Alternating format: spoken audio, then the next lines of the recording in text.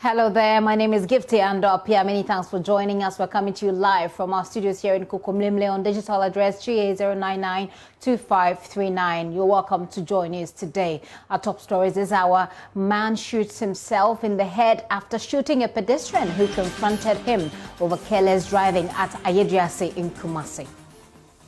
Police one by and I say, you are so on the way. I went to or down. There is me who. We have more as the two are critically injured at the KNUST hospital. Also coming up, private legal practitioner George Akpaibo in Debugri calls for protection for Martin Amidu over what he says are grave revelations he made in his resignation letter to the president. So the security of Martin Amidu, because the revelations he has made are very grave. We have more on that one as well, as the former special prosecutor accuses the president of interference in his job. Also ahead of this year's election, we take a look at the security situations in selected constituencies across the country, particularly in the wake of various criminal attacks on constituents. We start off with the case of the northern region. And coming up in business, AFCFTA Secretariat promises to support underdeveloped countries to meet criteria for trade pact, which kicks off in January next year. My name is Gifty Andopia. Details including world news, sports and showbiz are coming up. Do stay tuned.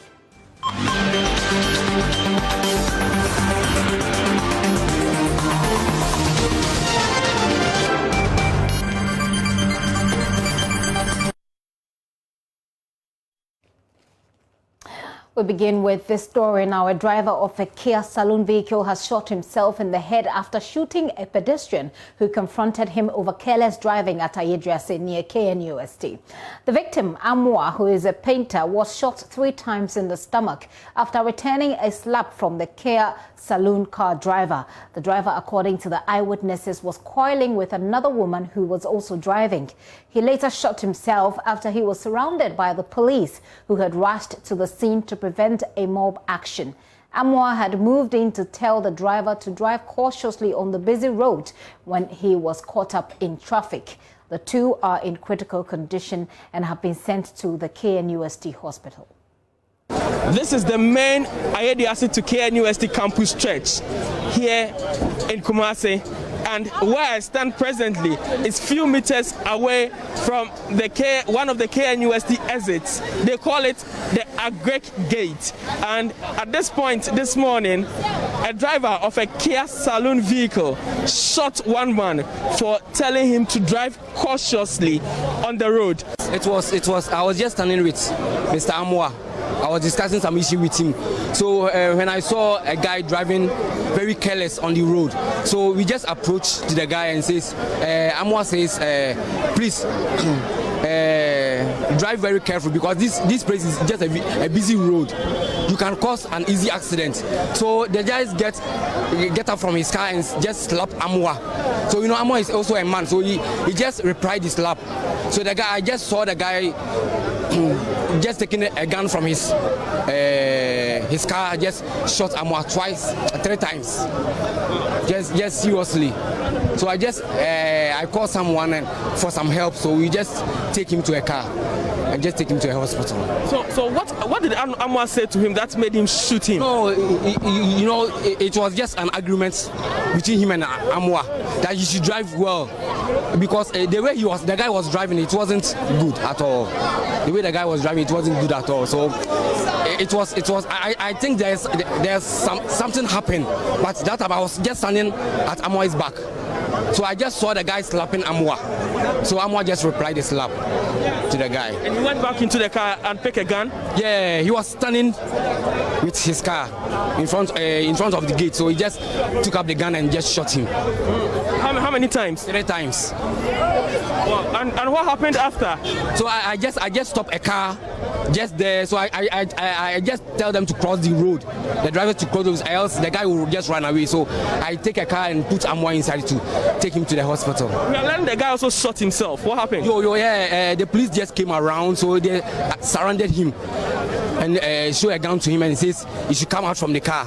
So I think the guy saw, I think he was afraid, so he just took out his gun and shot himself. And the police one by yes, and no person had a bay, or Johnny, Harry and pursue Johnny. And you found a man, no, I block it, try to offer an abroke. Satan no aboli trimutu and now Satan no yamun timutu. And there's our person, Jano, a quiet campus, no, Yabrake, dear Fini site, and Menabu, Dinzo by Edda by Yabrake, and one almost satisfied at the more to Moba. In the affairs, I'm not the Canababe or the Canababe Shannon. I want me at the bay, uncle, and ya police one by, and I just say, you are so on the bay. I wouldn't mutua or Dahonum. There is me who.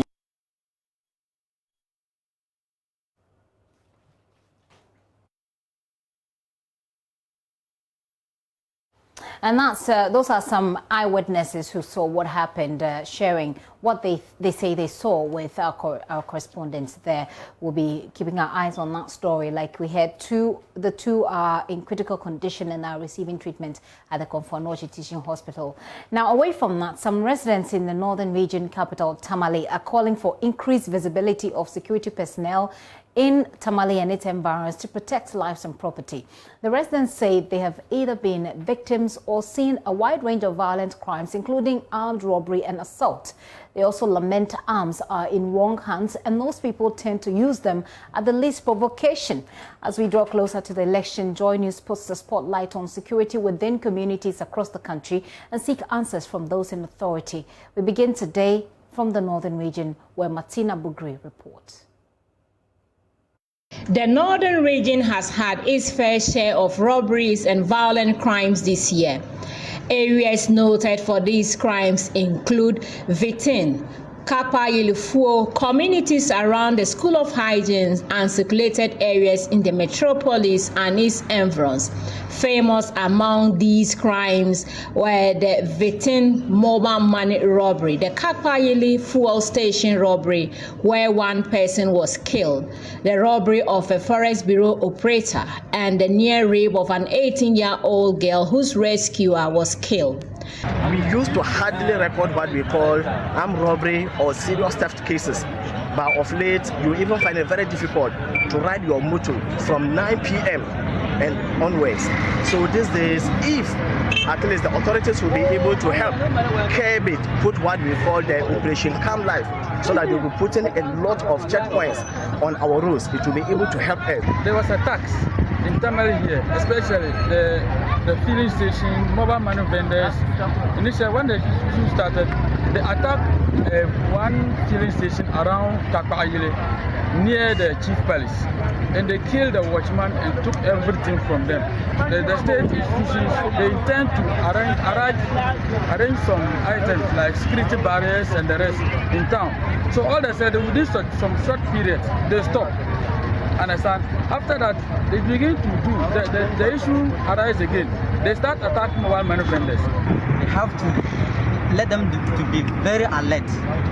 Northern Virginia, we don't feel safe at all. With less than a month to go to the polls, the residents are worried with the already volatile situation and arms in wrong hands. The region may not be able to handle additional political violence. They are therefore calling for increased security in the area. We are not at ease because of what is happening currently. Young guys killing people, making their motorbikes, breaking into people's rooms. When it comes to political tensions too, the kind of pronouncements people make at times it scares us. The security, the police, the fire, all the security agencies, they should come together to collaborate. For the gun aspect, it's all about if you have money. If you come, they will sell for you without registration, without registering it. Right now, we don't feel safe. We are heading towards election. There was patrol team in town. But what they always do is that the patrol team do only patrol in Tamale Central, around this area. They don't go to the outskirts like Kakpaayili, Sanargu, Kupo, Wodke and the rest. The residents say they are afraid to stay out late beyond 10 p.m. Martina Bugui filed that report for us. Well, there are 4 constituencies in this particular region. Sagnarugu is one of them, and Member of Parliament Ayeduase Fuseni has been responding to the concerns raised by the resident. He spoke to Benny Sabubedu Lansa on News Desk. When we have mounted some security checks with participation of the citizenry to deal with some of those issues. Not too long ago, for instance, in Sagnarugu, it had to take the collective effort of people in the community to apprehend a group of criminals who even murdered somebody and took his motorbike, and for those groups to be unmasked, and with the participation of the citizens of the area, they were accordingly handed over to the police. As we speak now, we are even waiting for decisive action against those hoodlums. But it goes without saying that security is a collective issue. All right. Which all of us have plans to participate. Ms. Ayeduase Fuseni, we are going to help the security as well. And so I, as member of parliament, I've had occasion to even make a representation to the district security to endeavor to expand their operations to cover the outlying areas where, because of the intensity of security at the center, they have moved to the outlying areas. All right. Mr. Fuseni, can you hear me, please?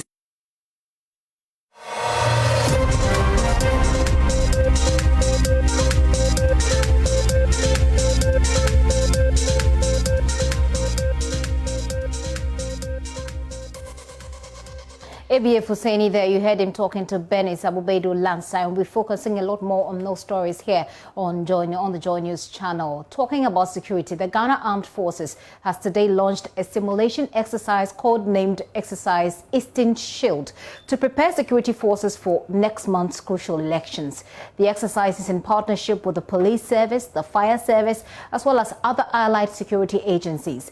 General Officer Commanding of the Southern Command of the Ghana Armed Forces, Brigadier General Yeboah Nsia, launched the exercise at the command headquarters in Teshi this morning. Joy News' reporter Kweku Asante is joining me with more. Hello, Kweku. Tell us how exactly this operation is supposed to run. Hello, can you please come again? The question is not okay. I can't hear you. Okay, I'm hoping you can hear me now. What more did the officers tell you about the shape of this particular exercise?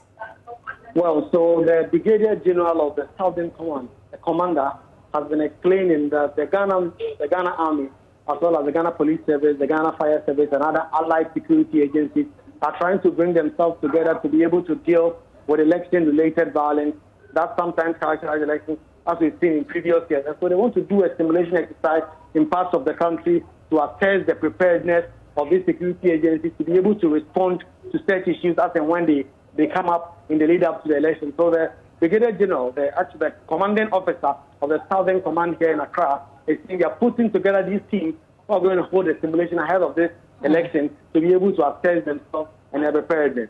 So, Kweku, give us a mental picture of this simulation exercise. Exactly what did they do today? Because if it's a simulation exercise, it is something they are looking to replicate on the day of election, perhaps. Give us an idea what you saw today. So today was the launch of the simulation exercise. They've not actually started. But today you could see the military men, the Ghana Police Service, the Fire Service, and all other allied security agencies who were there today with their arms and other accoutrements that they have as they prepare ahead for the election. So they've been having some of these things, they've been using it, they've been displaying it to the public, as in trying to reinforce into the minds of the ordinary Ghanaians that they are very ready to prepare and give them the best of security ahead of the election. Of course, the Brigadier General made a point that this is a security issue. They're going to do a simulation. They don't want to put entirely what exactly they are going to be doing outside in the public domain. But then they're going to hold some of these simulations in parts of Accra before the election, and then it will impact how they are prepared ahead of the election. Well, Kweku, thank you very much. We'll see what happens going forward. And that is Kweku Asante there reporting from the Ghana Armed Forces headquarters today, where they launched the Operation Eastern Shield, essentially preparing towards the elections. Now, former Special Prosecutor Martin Ayeduase has accused President Akufo-Addo of interference and attempts to make him what he calls a poodle. Martin Ayeduase resigned yesterday after 3 years in office. In a resignation letter, Mr. Ayeduase said he does not feel that President Akufo-Addo has done enough to safeguard the independence of his office. Here are portions of Martin Ayeduase's letter. So let me take you through parts of those that letter. This one says, one cannot seriously continue to prevent and fight corruption by depending on seconded staff of a 2-year duration renewable to another year in brackets. And he says who are looking forward to and or over their shoulders to returning to their main employers, who consequently may have more influence over them than the special prosecutor under whom they are supposed to work, essentially raising issues about the people that he was supposed to work with and the fact that they were not permanent employees of his office. They were actually people who were seconded to him from different offices, and those people he believed had allegiance to the people or the offices from which they were sent to his office. So that's one of the points that he raises there.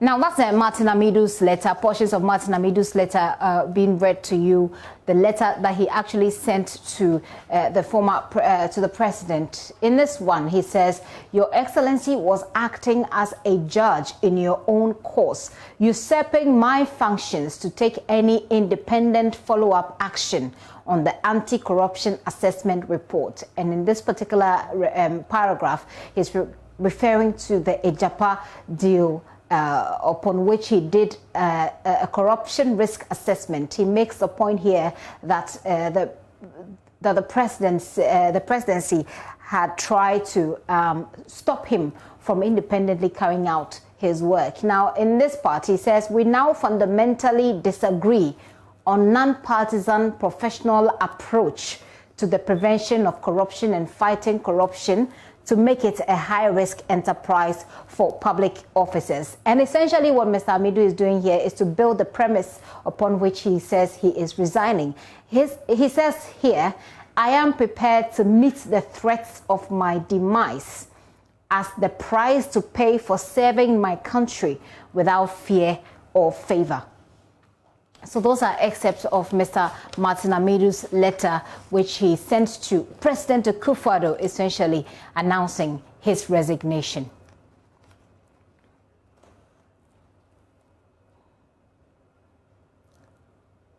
We have a lot of those going around on our social media handles. If you want to take a look at what Mr. Ayeduase wrote to the president, those are all there for you. Now, I'm going to take you back to February 23, 2018, when President Akufo-Addo swore in Martin Ayeduase. He promised to give him the independence that he needed to work back then. Take a look. The Ghanaian people expect the office of the special prosecutor to rise to the challenge and to the occasion, and collaborate with other existing law enforcement agencies to fight relentlessly. We expect the special prosecutor to discharge his duties vigorously, with courage, without fear or favor, ill will or malice, in accordance with the rule of law.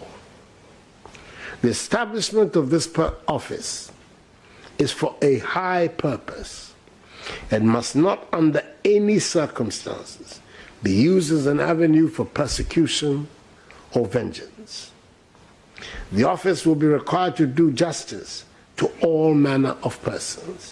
The overwhelming popular acceptance by the good people of Ghana and the strong consensus approval by Parliament of Mr. Ayeduase's nomination justify the confidence I repose in him. Indeed, his eloquence and grasp of issues displayed to the public during his recent vetting is further testimony of the soundness of his appointment.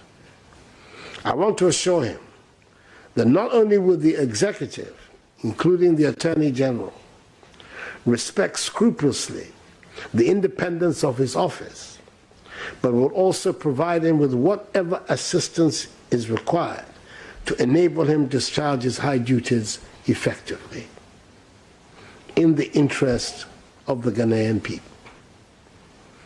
The recent publication of Ghana's score in the 2017 Corruption Perception Index, organized by Transparency International, showing a further drop in our standing, a result largely based on, quote, the plethora of corruption allegations, exposés before the onset of this administration, indicates the enormity of the task ahead.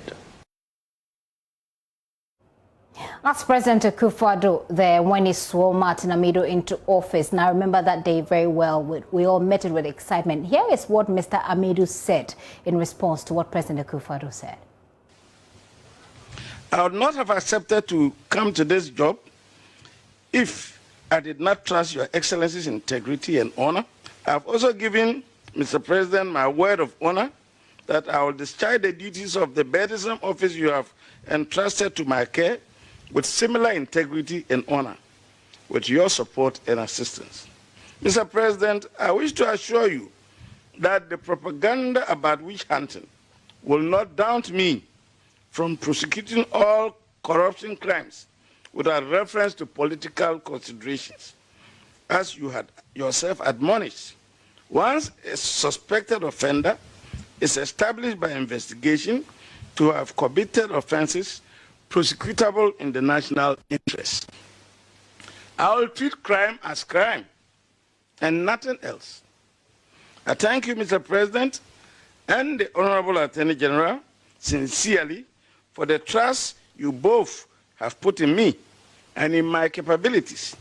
Above all, I wish to thank and assure Ghanaians that I will do my best to vindicate the trust that the whole nation put in me at my nomination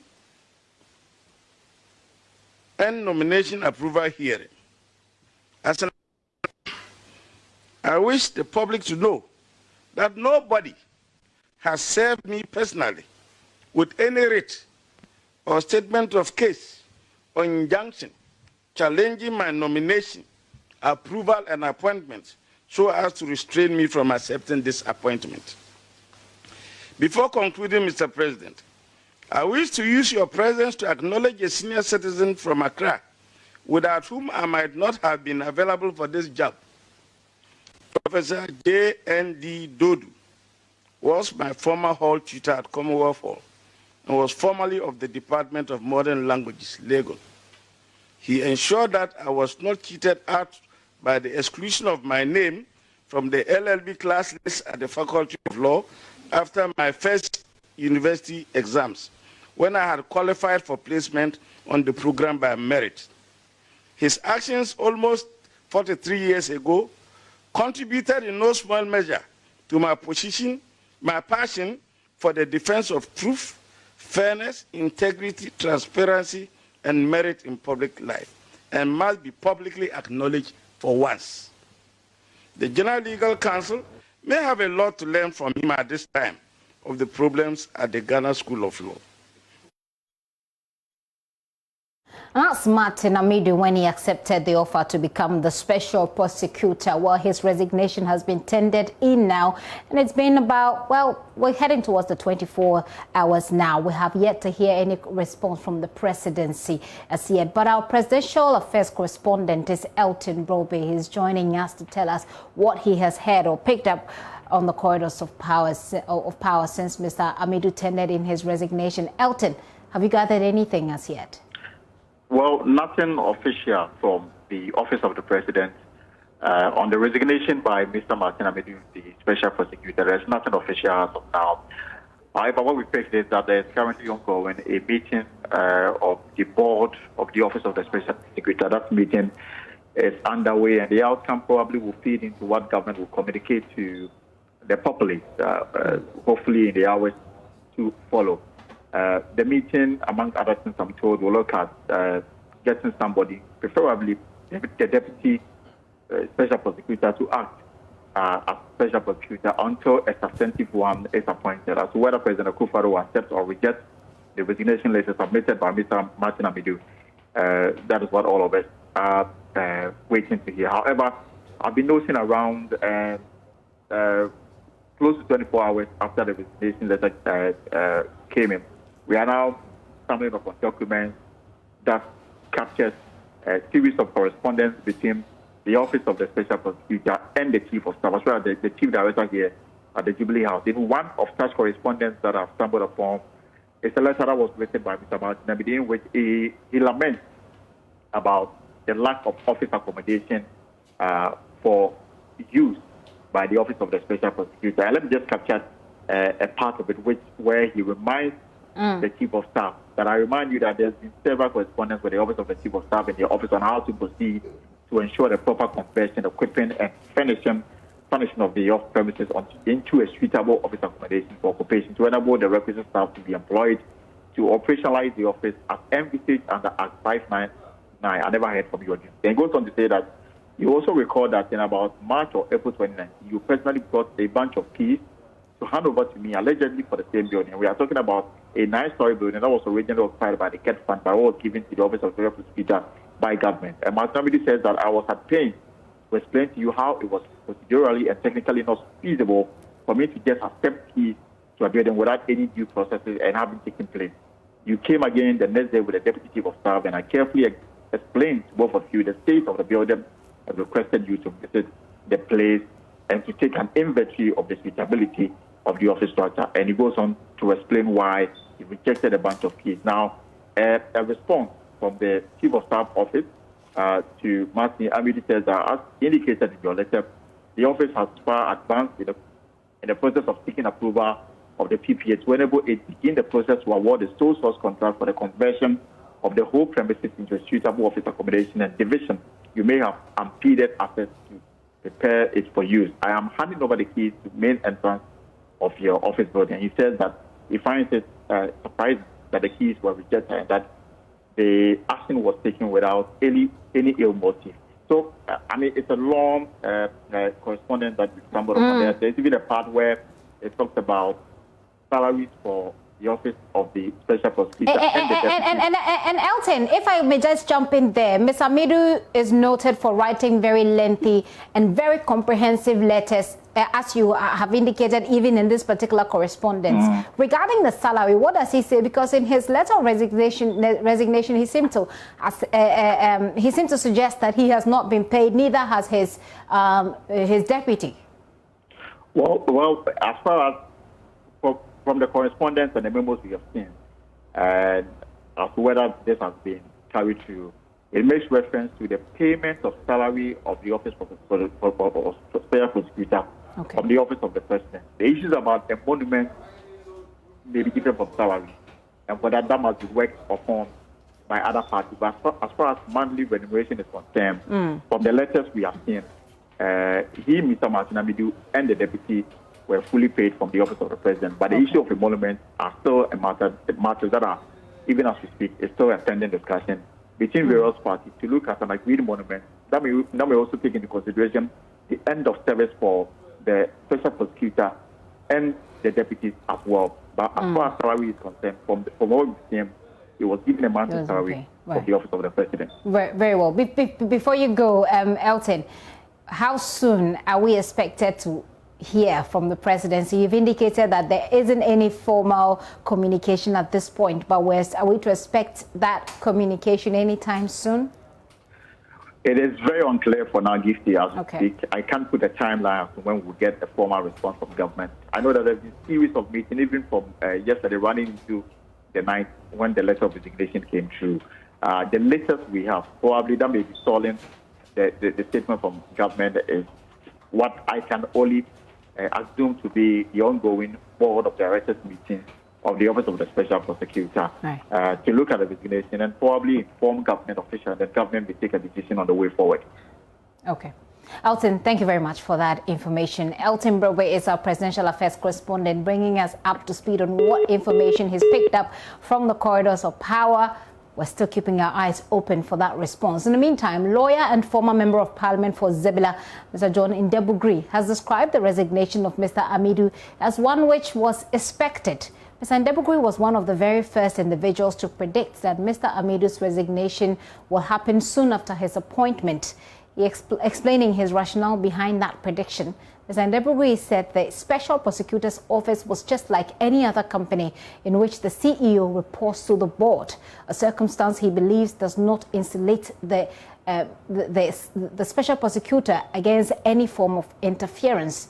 He spoke on PM Express last night. The law specifically said that the Special Prosecutor will prosecute cases subject to the mandate of the Attorney General. It is in the law. Secondly,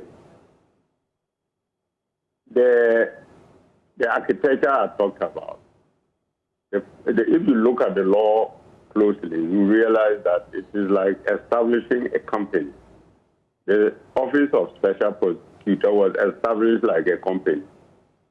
And the Special Prosecutor was merely the managing director of the company with a board and its chairman and membership, which the Special Prosecutor could not, ignore, because it's not about putting one line that the Special Prosecutor in the performance of his function shall be independent. That doesn't solve the problem. You establish a thing like a company with a board, board chairman, board members, and so on, and simply made the Special Prosecutor the chief executive officer of the company. The chief executive officer cannot override the decisions of the board.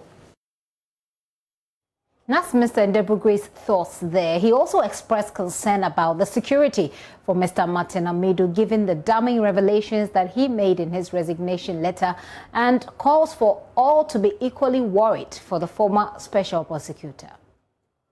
He says the event of 12 November 2020 have removed the only protection he had in connection with this matter. And therefore, he has no choice but to resign immediately.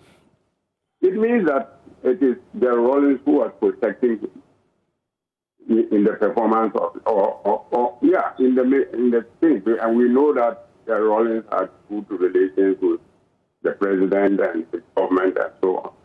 So let us think about that. My concern now is to ensure the security of Martin Amedu, because the revelations he has made are very grave. The president himself has called him and tried to instruct him to use him as a poodle to cover up deeds that are taking place in his table. And I think we should be talking about that. Not these theoretical things about, the law has provided that he is independent. If the law says you are independent, and in actual fact on the ground you are not independent, does Martin have an army? Does he have a police force? Was he not to depend on the instruments of state? So please. Mr. Ndebugri there raising concerns about Mr. Amedu's security. We still have more coming up here on Joy News today when we return from this break, including what's happening at the Accra International Conference Center, where a book of condolence has been opened for the former President Jerry John Rawlings. Coming up in business, AFCFTA Secretariat promises to support underdeveloped countries to meet criteria for Trade Pact, which kicks off in January next year. Daryl Crow is standing by with those details. I'm still Gifty Andopia. We'll return with more. Do stay with us.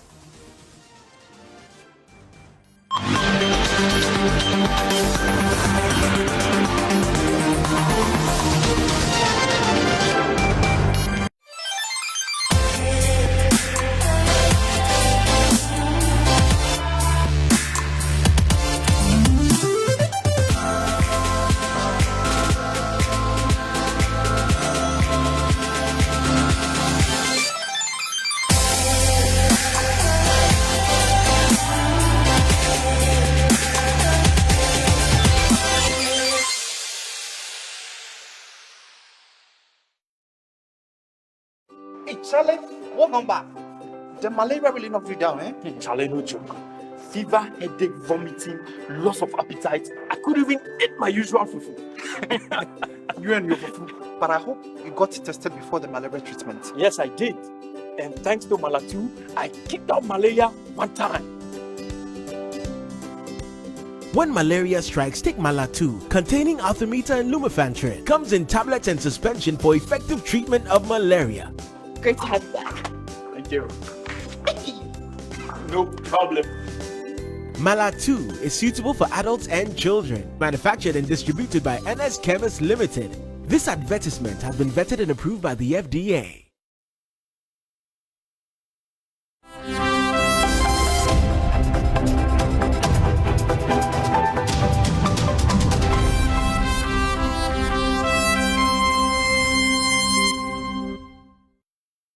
Good afternoon, my name is Darryl Kwao. Time for some business news. African countries that may not have what it takes to begin trading under the Continental Free Trade Agreement in January 2021 will receive some support from the Secretariat. This is to ensure that no country is left behind in the world's largest trade deal after the creation of the World Trade Organization. Here's more as the African Council of Ministers commenced a week's preparatory meeting on the implementation of the agreement in Accra. Series of meetings to prepare for commencement of trade is in line with the objectives of ensuring that all member countries put in place the necessary mechanisms to be able to trade from January 2021. Head of the AFCFTA affairs at the Ghana Revenue Authority, who is also chairing the Committee on Trading Goods and the Subcommittee on Trade Facilitation and Customs Operation, Feshin Akoto, told Joy Business that countries that will be ready by the January 2021 deadline will be given the necessary support. When you look at the main framework agreement, there is a provision that we should have in mind that we are all not of the same level in development. Some of the countries are more developed than the others. So in dealing with such countries, we should be very considerate, looking at their level of development. So if any country is not ready, it is right for those developed ones to help them come out with the measures, help them put in place measures that will help them to implement the after. So once they come out with their difficulties, that's why we have a secretariat. The secretariats will take all the will put in the possible measures to make sure that they have the basic things in place for trading to take place. On the part of Ghana, Chief Director of the Ministry of Trade and Industry, Patrick Nimo, told the delegate that regulatory bodies in the country have been given the necessary tools and are ready to play their role when implementation begins. He said Ghana is ready and prepared to begin trading under the Continental Free Trade Agreement, which is supported by a steering committee and the technical working groups. We've also set up a national coordinating office to provide a one-stop facilitation location for the private sector to go to for information and assistance. Regulatory authorities are ready and feverishly preparing for processes for exports, imports, and transit trade. Economic operators are keen to take advantage of this opportunity, and when you engage with them, they are keen about the details. The meeting is expected to conclude with a resolution on some pertinent trade barrier concerns among member nations.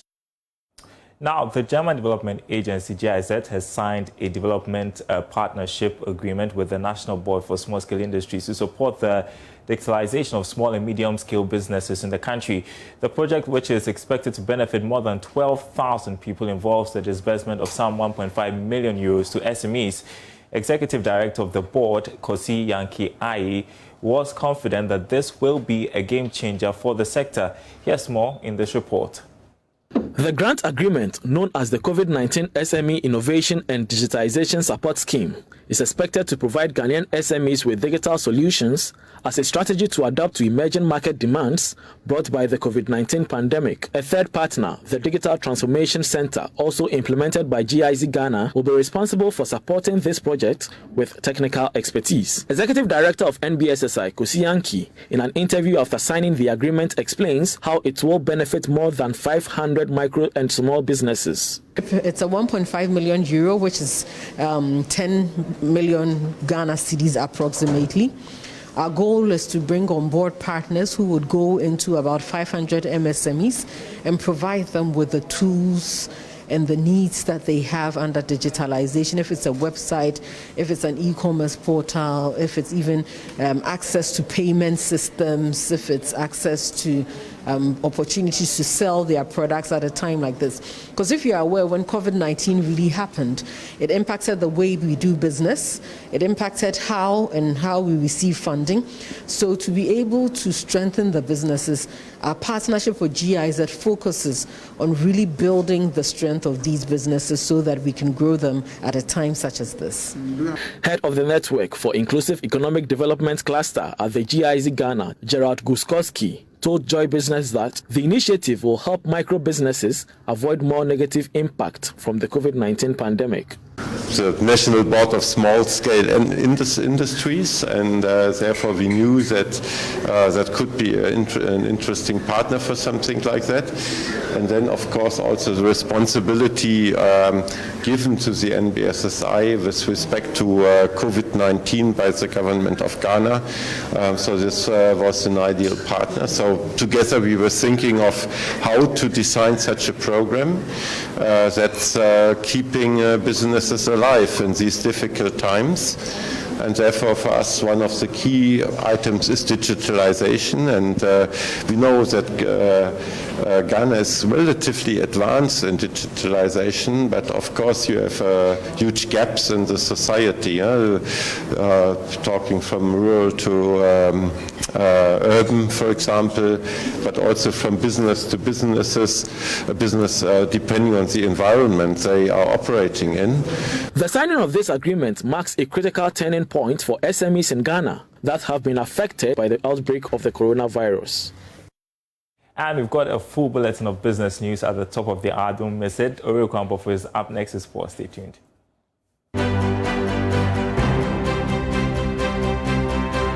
I'm Harold Nikwe, Multimedia celebrating 25 years of media excellence, and I'm a beneficiary of the Multimedia Educate Trust Fund.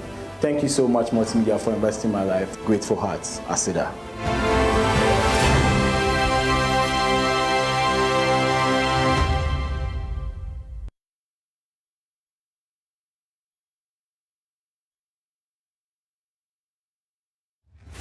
Looking for something new this November?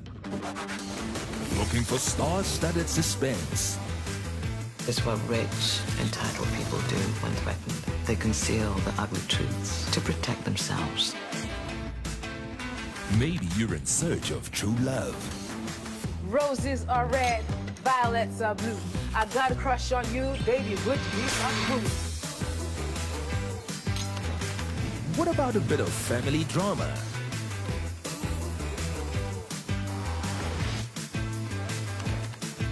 Need something to keep the kids entertained? We're ready to help with the case, Mira. We'll look for clues. Perhaps criminally good comedy is your fit. That is so cute!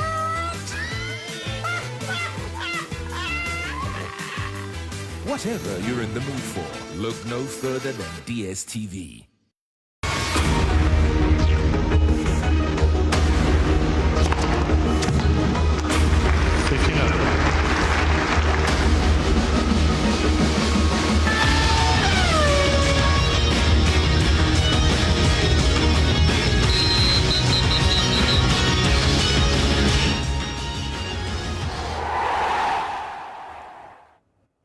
Hello, good afternoon and welcome to the sports segment. And in just about 15 minutes time, the Black Stars can secure qualification to the 2021 Africa Cup of Nations, which would be hosted in Cameroon. In their way is Sudan, and coach of the Black Stars, CK Akono, has been speaking to the communications team of the Ghana Football Association ahead of this grand tie, as he says that he still remains optimistic ahead of this difficult fixture.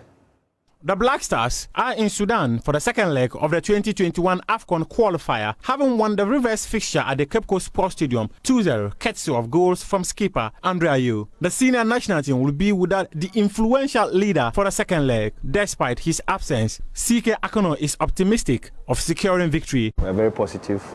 Whatever it is, we're prepared and we'll be ready for tomorrow.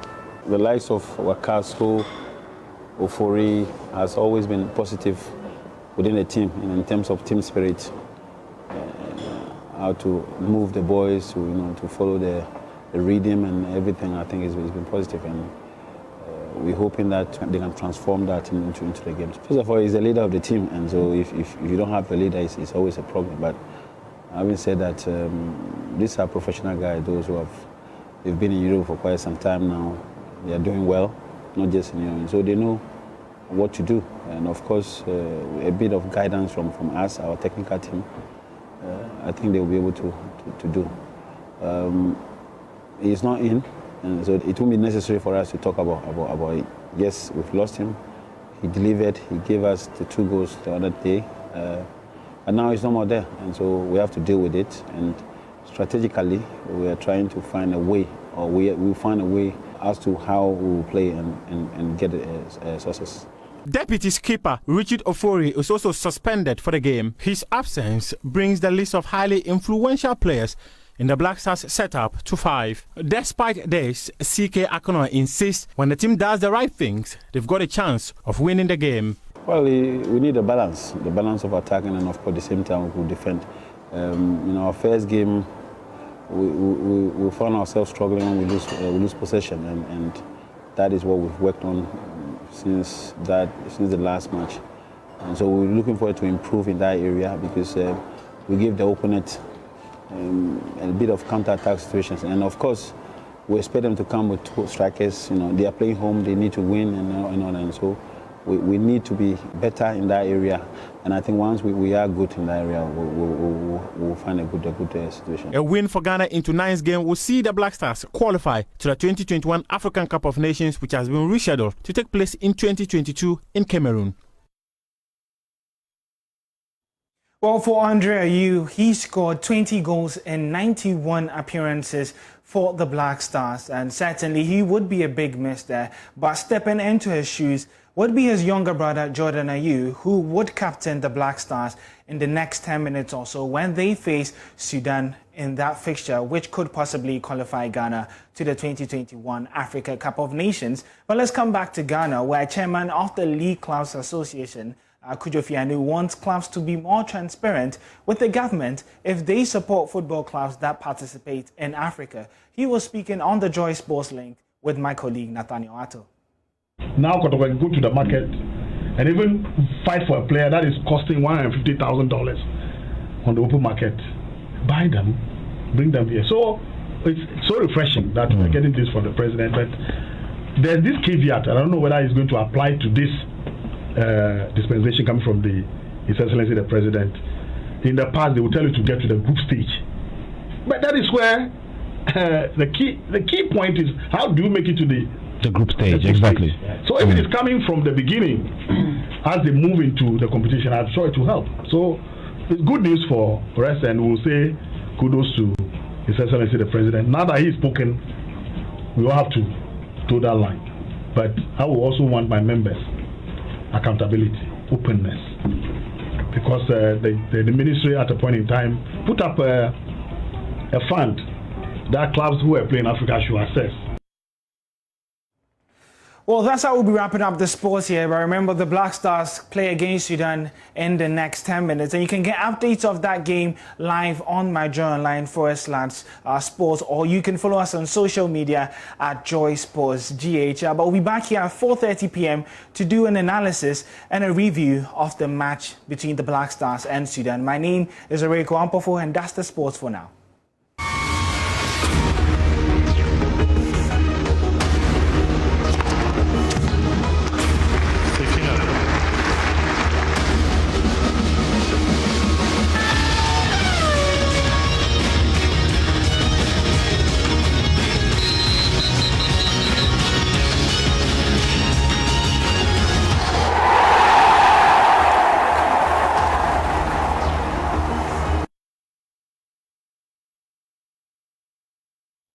Now, before we bring you world news, let's take you to the Accra International Conference Center, where many more dignitaries have been signing the Book of Condolence, opened in memory of the late former President, Flight Lieutenant Jerry Rawlings. Joining us is Maxwell Agbagba is joining me with more. Maxwell, run us through some of the personalities who have been signing the book today. Well, we've had quite a number of them. We've had the spokesperson for the National Chief Imam Sheikh Aremeya Oshaibu coming here to sign the Book of Condolence. We've been speaking to him, and he says that former President J.J. Rawlings actually helped in making Eid al-Fitr and then Eid al-Adha, which is some of the biggest festivals that we have on the Islamic calendar. He helped in making them, holidays. He says he facilitated the gazetting and made it possible for those days, to be made holidays. He says that he has also contributed towards an interfaith cooperation such that for every state event, you are likely to have, the three main religious groups offering prayers before they commence. He says by so doing, he united people of different, religious backgrounds. He has also been talking about his contributions towards the education sector. He says that J.J. Rawlings actually helped in promoting education because in 1987, he established the Islamic Education Unit, which was part of the Ghana Education Service. And that actually helped to develop the education sector in most Islamic, communities. We've also had the presiding bishop for the Perez Chapel, Charles Ajanasari. He was here just some hours ago, and he was talking about the values that J.J. Rawlings stood for: probity, accountability, and transparency.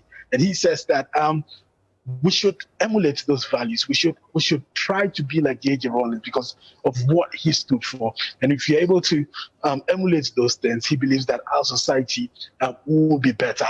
We had the senior minister, Osafo Mafos, coming here to sign the Book of Condolence. We've also had Dr. Rashid Pelpu, also been speaking to the presiding bishop of the Methodist Church. We've also had quite a number of ambassadors and members of the diplomatic corps also arriving here to sign the Book of Condolence.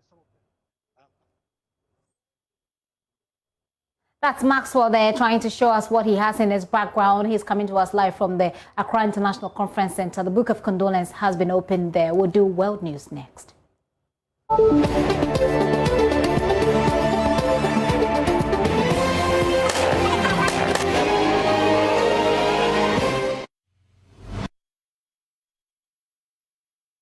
And in world news, a powerful hurricane has brought torrential rains and strong winds to Nicaragua's Caribbean coast 2 weeks after another devastating storm hit.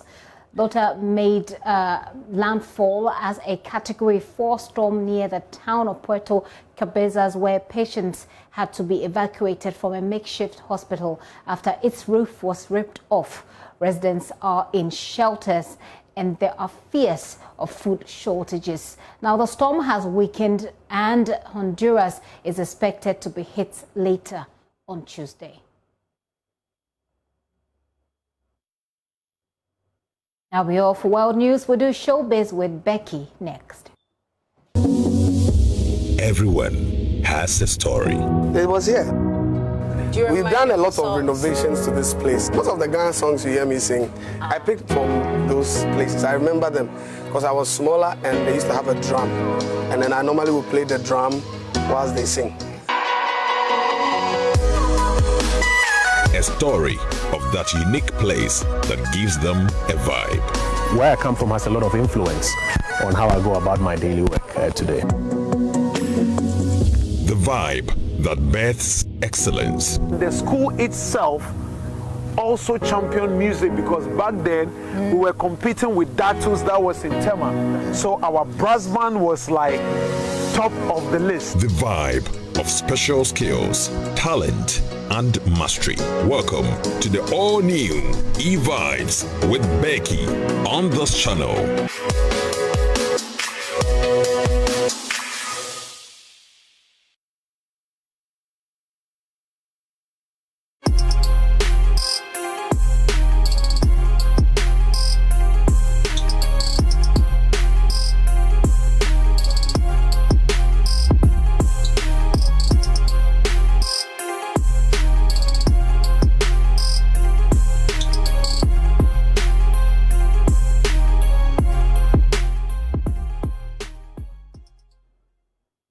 Good afternoon, welcome to Showbiz here on Joy News today. Now, Information Minister Nkrumah has revealed his involvement in politics was purely accidental. Speaking on E-Vibes, the politician said his plan was to focus on his business, but God had other plans. I always mention that politics was purely by accident. So when I left radio and then I was in law school, the Member of Parliament here, David Oponkusi, had completed his 12-year tenure and was exiting, and we're looking for a new candidate. So it's right around these same areas where we are talking to executives that, listen, look for somebody who's young and has energy and can do X, Y, Z. And so when I left and I went to Accra, there he is, Rabbi. That's him. He's our organizer. There he is. He's one of the conspirators. And then two others, Alhaji Ayeduase, he's not here, and then Mr. Amoah. They came back to me in Accra and said, we've been thinking about it and we think you should be our candidate. And how did you take it? Well, initially I was like, that's not my path. That's not what I want to do. I want to practice my law, build my business and move on. But they're very persuasive. And after speaking to my wife, to the family, to a few of my spiritual advisors, we decided, it's not a bad idea, let's do this. And I'm coming to the end of a first term. You see my branded cards. Yes. We're just starting a campaign, hopefully for a second term. Something that started off as a mistake. Now, would you say that it's a blessing to you? It's a blessed mistake. I love it. Blessed mistake. Blessed.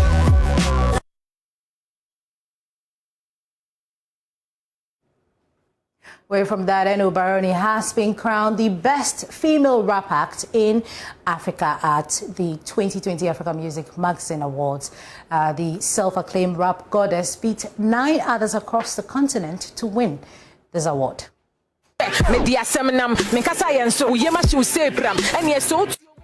Rapper Eno Baroni has been crowned the best female rap act in Africa at the 2020 African Music Magazine Awards Afrima. It was the 7th edition of the annual awards festival, and it took place virtually over the weekend. Out of 25 nominations for Ghana, Eno is the only artiste who took home an award. The self-acclaimed rap goddess beat 9 other contestants across the continent, and these include Nadia Nyakai from South Africa, Munia from Senegal, Rosary from Tanzania, Bombshell Grenade from Zambia, Muntoni Drama Queen from Kenya, Askia from Cameroon, Candy Bleaks from Nigeria, Keko from Uganda, and Rogue from South Africa. Taken to Twitter to share the news, the rapper expressed appreciation for the award and dedicated it to Ghana. Reacting to her win, many fans say they are not surprised the rapper took home the award. Many of them explained that her work during the year spoke for itself.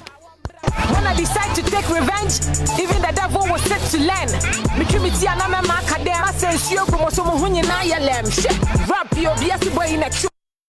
On that note, we end Showbiz here on Joy News today. My name is Becky.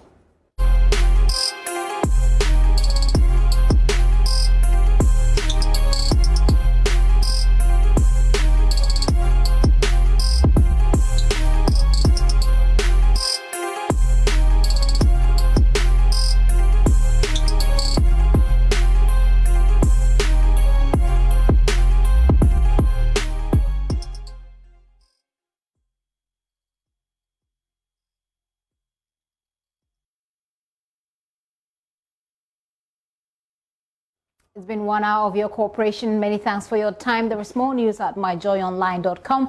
My name is Gifty Ando Apia. I am back at 3 p.m. where we bring you more. And remember, from now on until the election, we're taking a look at security in your community, especially hotspots. Many thanks for your time once again. News Today was brought to you by Number 10 liver salt from KNUST Chemists, because everyone needs a chemist.